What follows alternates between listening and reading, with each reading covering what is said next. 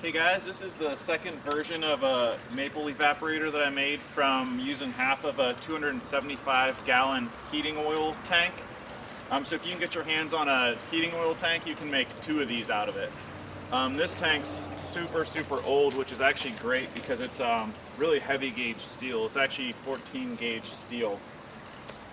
But to make this thing, we basically took the tank and cut about a 2-foot section out of it and shortened it and welded it together.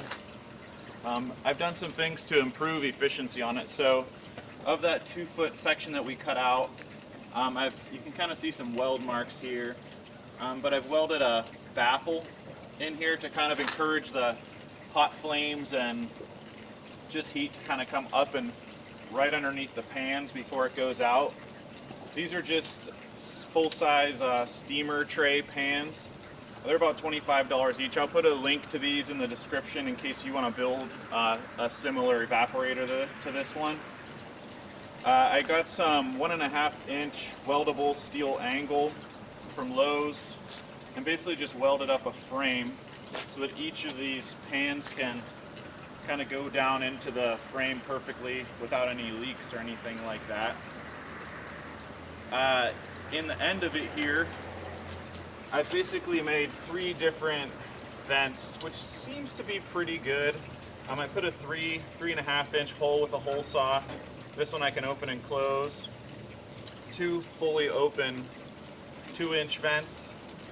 And in general, I usually keep the door cracked open about an inch. That seems to be about the best, just to keep all 3 trays boiling good. So if I'll just open it up, you can see in here. To improve the efficiency, I've also put a grate. So I welded up a grate just from some steel posts, like fence posts. And I put some steel kind of wire fence stuff under it to hold the coals, kind of allow the air to come in through these vents, up through the coals, and really just make the best use of my wood so I'm not just wasting a bunch of heat. Also, I've put in the side, I've got some real cheap pavers that I've lined the side here with.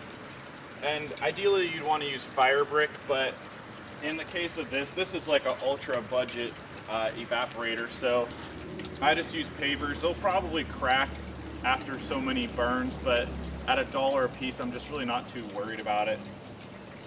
Other than that, this is just 6-inch duct pipe here.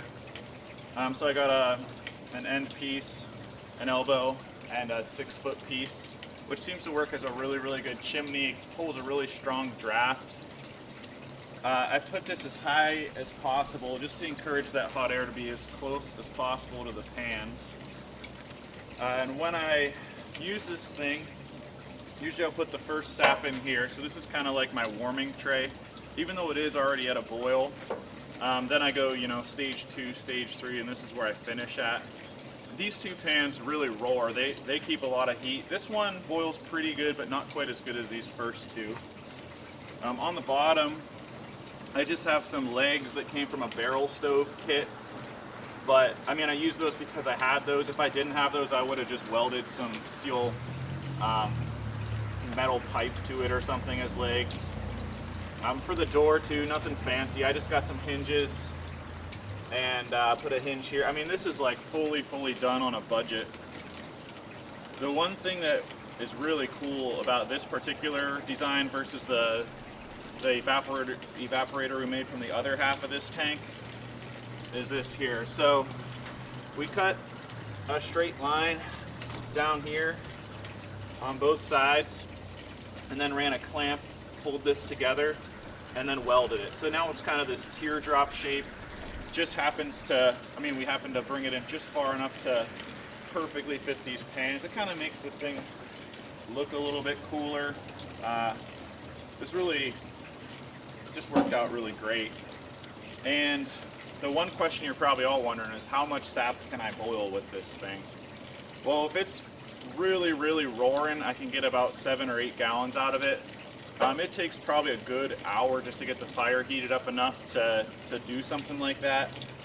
But I mean, on just a average boil, maybe 5 gallons, and when I have this thing just stoked like crazy, about 7 or 8 gallons.